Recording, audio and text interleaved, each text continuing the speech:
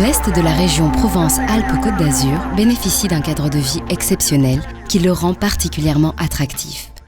Au cours des années, la population n'a cessé de croître pour atteindre aujourd'hui 2 millions d'habitants, et avec elle, toutes les activités qui font vivre le territoire.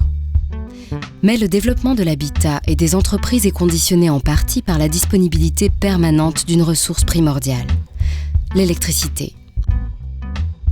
Pour l'acheminer, l'Est de la PACA est moins bien équipé que le reste de la métropole. Ne produisant que 10% de leur consommation, le Var et les Alpes-Maritimes sont aussi tributaires d'une seule autoroute électrique à 400 000 volts, l'axe sud qui relie la région PACA au couloir rhodanien. Cette situation de péninsule électrique a conduit à plusieurs reprises à des coupures massives qui ont pénalisé les habitants. En effet, quand le réseau est fragilisé et n'arrive plus à répondre à la demande, il y a risque de blackout. Il est donc urgent de le consolider. C'est le rôle de RTE, l'opérateur du réseau de transport d'électricité, garant du bon fonctionnement et de la sûreté du système électrique. La solution du filet de sécurité retenu pour l'Est PACA consiste à créer de nouveaux liens entre les lignes principales.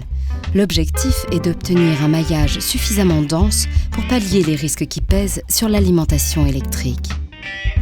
Concrètement, il s'agit de compléter le réseau existant par 3 nouvelles lignes à 225 000 volts, ce qui représente un investissement de RTE de 170 millions d'euros. Ces 3 nouvelles lignes vont relier les postes électriques de Boutre près de Manosque et de Trans à proximité de Draguignan, de Fréjus et de Billançon situés au bord du lac de Saint-Cassien, enfin de Billançon et de Cannes-la-Boca.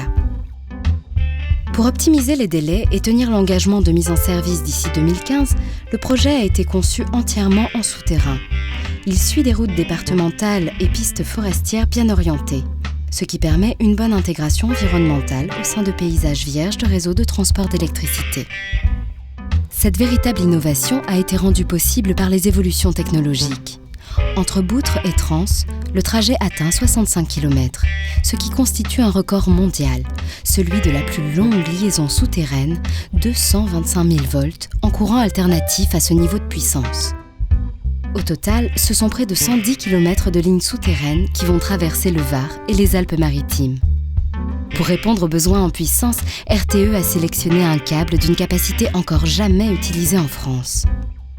Il est constitué d'une partie conductrice en cuivre pouvant atteindre 2500 mm².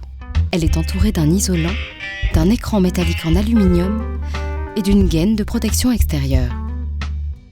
En tout, ce sont 10 000 tonnes de câbles qui doivent être acheminés sur le chantier. Les câbles sont installés dans des fourreaux au fond d'une tranchée d'1,50 m de profondeur sur 80 cm de large. L'ensemble est ensuite inséré dans 70 cm de béton, puis totalement remblayé. Les câbles sont déroulés en 120 tronçons de 700 à 1000 mètres et raccordés à l'intérieur de chambres de jonction qui mesurent 10 mètres de long sur 2 mètres de large. Une fois cette dernière étape passée, il s'agira de mettre en service ces 3 lignes qui composent ensemble, avec l'appui du réseau électrique, le filet de sécurité pour l'Est de la région PACA. Lancé à l'été 2012, ce chantier d'envergure va se dérouler sur 3 ans. Il permettra aux habitants du Var et des Alpes-Maritimes de disposer, d'ici 2015, de la même sécurité d'alimentation électrique que le reste de la France.